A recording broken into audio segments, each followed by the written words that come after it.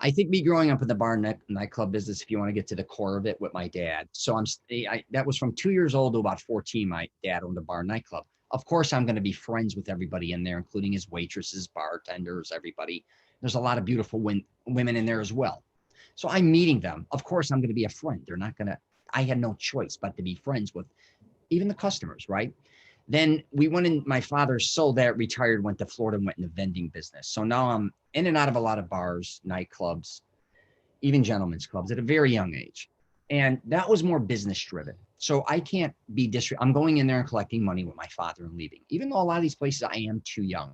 But again, my father is friends with a lot of, again, we're going in there, the barmaids, bartenders, barbacks, managers, everybody, they're women.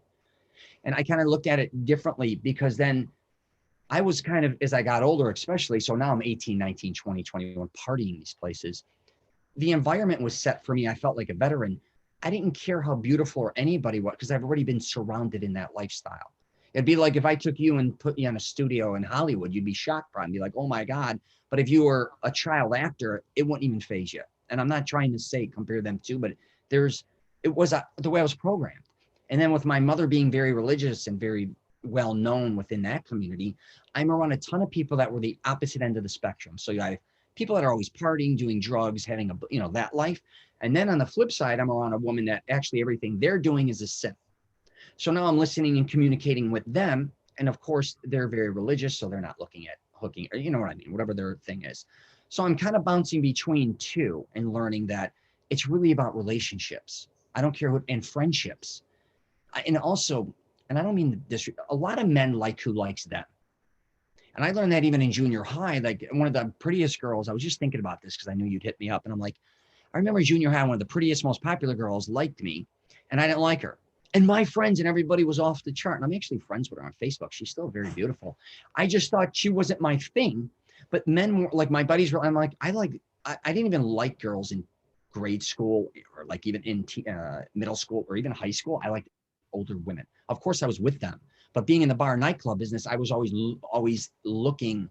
I'm going to two schools, high school, Chicago and Florida. And then my dad, I'm going in and out of bars with beautiful nightclubs, high school girls, even college girls. I'd go to my buddy's college and say, this is a joke. I'm in Miami and then I'm going to Northern Illinois. I'm like, and then my buddies would come here and be like, what's going on here? They used to call me the Prince of Orlando. But you don't have to like everyone that likes you. You can have the choice. And here's the deal. You may like somebody, they don't like you. That's life. There's 3.5 billion other women out there. I talk about always, that becoming friends. I'm not looking at the one girl. Even if I'm interested or not, I don't even know this person. But if I do become friends with her, I get in time to learn more and more about her. If she's cool, she's throwing me in the friend zone, I'm throwing her right back. Because all we are friends. So we have sex, really, to a certain degree, right? We're just friends. When we have sex, let's face it, everything changes. But before that, we're just friends. And as time goes on, you'll realize she's probably not for you. 99% chance she is not for you, I can assure you. You just think she is because she's the only one giving you attention. But let's flip it. She's not for you. And I always say, how many friends does she have? If you treat her with respect and you're cool, she's going to introduce you to more women. And that's how you learn to build relationships with women. Before you know it, you'll know too many women. But the reality is you'll be meeting women and it will be a lot more proper than in a nightclub. You're screaming at each other or at a rock concert or in a bar, or you're hitting on women that are waitresses, or I don't care if you're in a gentleman's club, whatever. Again, outside in. I mastered I was in a spotlight position because of my father's business, owning clubs and being in bars. But that's the last place, even if I wanted to talk or do anything with women, I was always about meeting them outside of the workplace. Most men are chasing inside the workplace or making moves at the wrong place at the wrong time. And a lot of pickup artists do is they don't give a shit. It's all it's hit or miss, hit or miss. It's a numbers game. And I get it.